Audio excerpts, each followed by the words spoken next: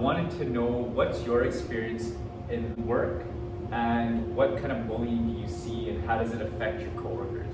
You know, at work, the biggest thing you see is you get the one guy who's too, you can tell the people who grew up coming through school, post-secondary, they didn't have the right social skills. Mm-hmm. They never learned. I've got colleagues who've got terrible social skills.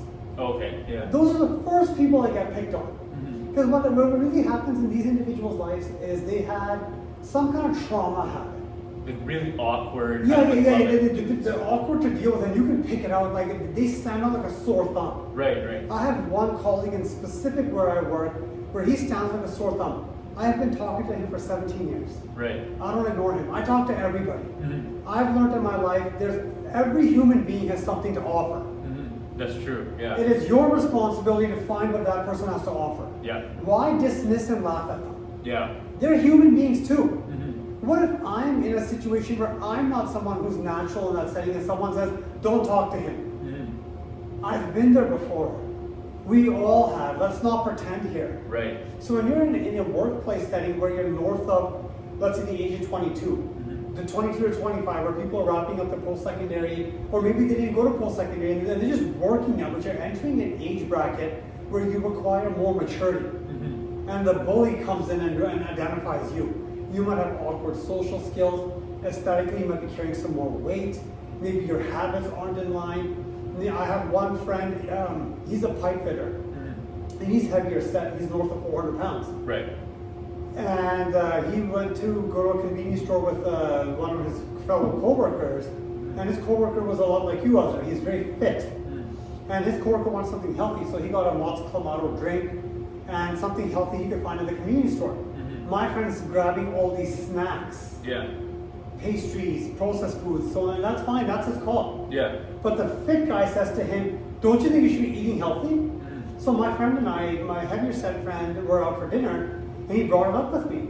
And it affected him so much because he has been battling weight since I met him almost a lifetime ago. Mm-hmm. So bullying never stops. So how do you deal with it though? Now this friend of mine has recovered from cocaine addiction, Mm-hmm. substance abuse. He's been clean for about 7 years. Mm-hmm. I'm so proud of this guy. Right. I don't care if he's overweight. I would put him into my room to show my family and friends any day because of how he handles himself now. Mm-hmm. Because he realized one day it's all up here. Yeah. That's the thing that most people will never understand. So when you say bullying never stops, it doesn't matter what setting you're in. Mm-hmm. You're heavier set, own it. I was at the movies once, back when I was close to 300 pounds. Mm-hmm. And I was with one of my friends. It was a group of guys. We all went out to go see a movie, and I ordered a combo, which is usually a drink, a fries, and a burger, let's just say. Mm-hmm. And then I ordered a hot dog on top of that. Mm-hmm. And then my buddy says to me, that's a lot of food. So you know what my response was? Yeah. I gotta take care of the temple.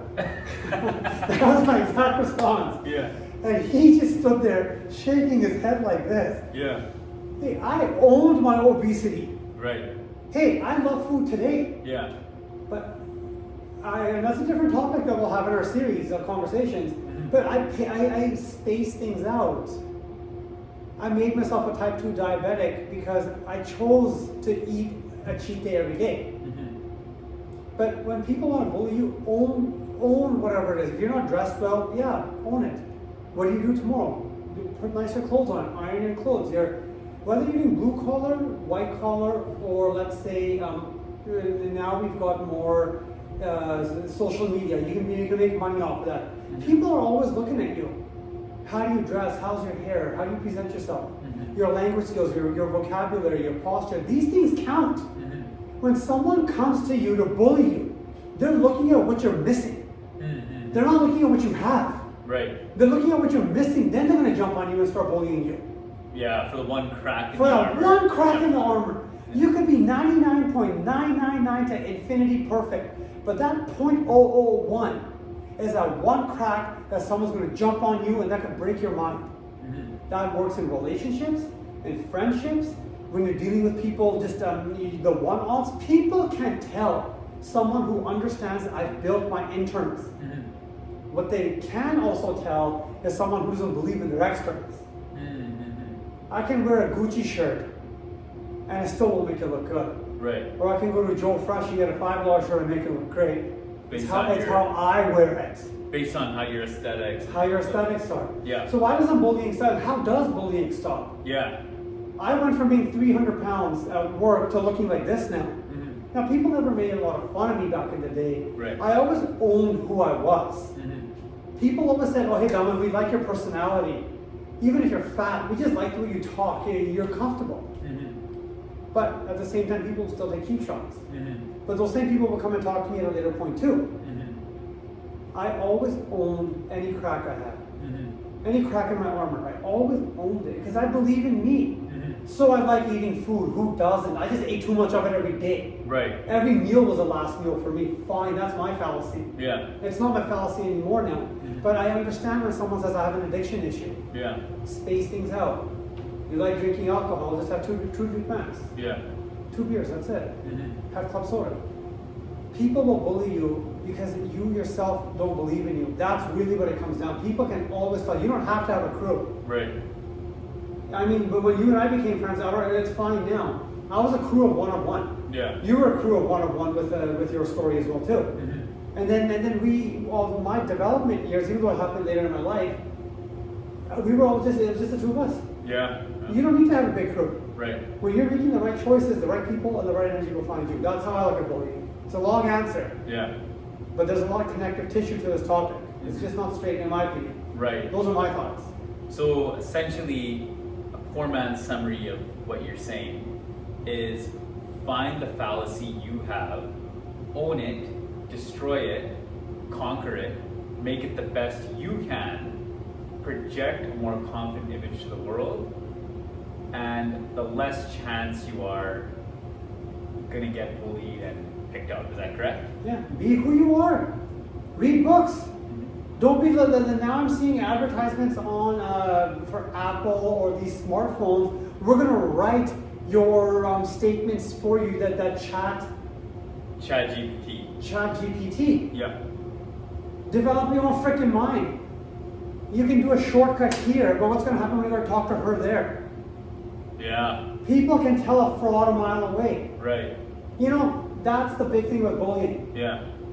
When you take a shortcut, the person next in line who's higher going to give you an opportunity, they can tell where you cheated. Then they're going to say that's a fraud. Then they're going to tell the person that's going to be on the next same level as them, don't go to that person because they cheat. Then they're going to make fun of you. Then they're going to look at the work that you do and say, we got to be more cognizant of the crappiness they do. But if they like you, because you talk a good vocabulary with a nice vocabulary, you handle yourself well, they're going to say, we know this guy's not a fraud. They're going to say, of course I want them in my space. Yeah.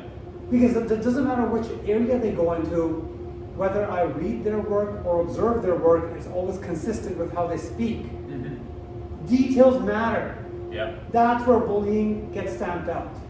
Confidence, and the more confident you become, or what projects to confidence, is mastery. Right? So the more you master your skills, you have a nice aesthetic body, good mind, good dressing style, that will translate to confidence.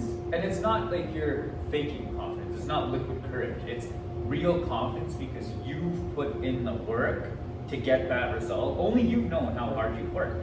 And that's going to translate and radiate to a more positive and brighter you. Exactly.